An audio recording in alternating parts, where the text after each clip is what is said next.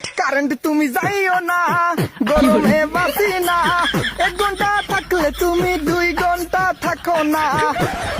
যে আপনারা ওই যে ফেরিওয়ালারা যেমন ঘুরে আর বলে চুরি বলে রাখবেন নাকি ভাই, এরকম বিদ্যুতের অবস্থা আমাদের হবে, আমাদের ঘুরতে হবে যে বিদ্যুৎ রাখবেন নাকি বিদ্যুৎ।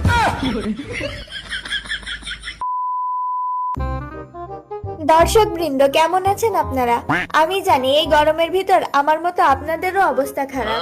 আর কোনো টেনশন নাই, এইটা সমাধানের জন্য আজকে এখানে বিশাল সমাবেশের আয়োজন করা হয়েছে। আজকে আমাদের এই সমাবেশে অনেক গণ্যমান্য ব্যক্তিরা উপস্থিত আছেন। তারা এই বিদ্যুৎ সংকটের সমস্যা নিয়ে আপনাদের সামনে আলোচনা করবেন। প্রথমেই আপনাদের সম্মুখে বক্তব্য রাখার জন্য আমাদের ওবায়দুল কাকা আসছেন। কেমন আছেন আপনারা? মুরব্বীরা কেমন আছেন? ভাইয়েরা কেমন আছেন? ডিজিটাল বাংলাদেশ কেমন আছে? ভালো থাকি কেমনে? সারাদিনে 24 ঘন্টার ভিতরে 20 ঘন্টায় কারেন্ট থাকে না। গরমের ঠেলায় কোলাইতে পারি না। মন ভরে যে এত সুন্দর গরম একটু উপভোগ করবো সেটারও অবস্থা নাই। মাঝে মধ্যে কারেন্ট এসে ডিস্টার্ব করে। তোমগো এলাকায় তো কারেন্ট মাঝে মধ্যে থাকে, আমগো এলাকায় যায় না, তবে মাঝে মধ্যে আহে। কি আর কম দুঃখের কথা, কারেন্ট হয়ে গেছে আমার এক্স গার্লফ্রেন্ডের মতো, একটু কিছু হলেই ব্রেকআপ করে চলে যায়। বাতি যা তোমার প্রেমিকার কথা শুনে আমার বউয়ের কথা মনে পড়ে গেল। কারেন্ট হইতেছে তোমার চাষির মতো, একটু কিছু হইলে রাগ করে বাপের বাড়ি যায়। জ্বালা হেরে জ্বালা, অন্তরে জ্বালা। জ্বালা তো তখনই লাগে যখন এই গরমের ভিতরে রাত 12টার সময় কারেন্ট চলে যায়। মশা আমারে গান শোনায় আর এই গালে একটা চুমা দেয়, ও গালে একটা চুমা দেয়। অন্যদিকে গরম আমারে জড়াই ধরে কয়, আহো আমার লগে একটু প্রেম করো।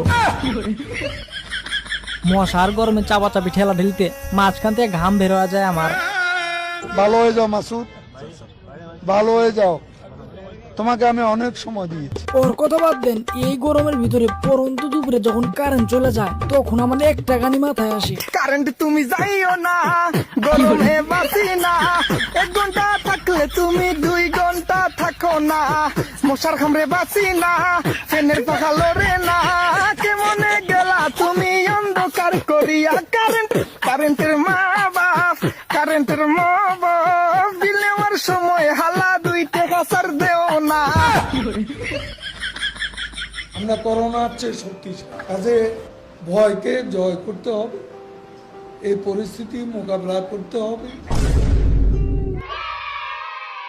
কারেন্ট যাওয়ার আর সময় পেল না, এই অসময়ে কারেন্ট চলে গেল। আর এই জন্য ওবায়দুল কাকা রাগ করে আমাদের মাঝ থেকে চলে গেল। তো বিদ্যুৎ না আসা পর্যন্ত আমরা 2-3 ঘন্টা নীরবতা পালন করি। আর বিদ্যুৎ চলে আসলে আমাদের মমতাজ আপা তার মূল্যবান বক্তব্য পেশ করবেন আপনাদের সামনে।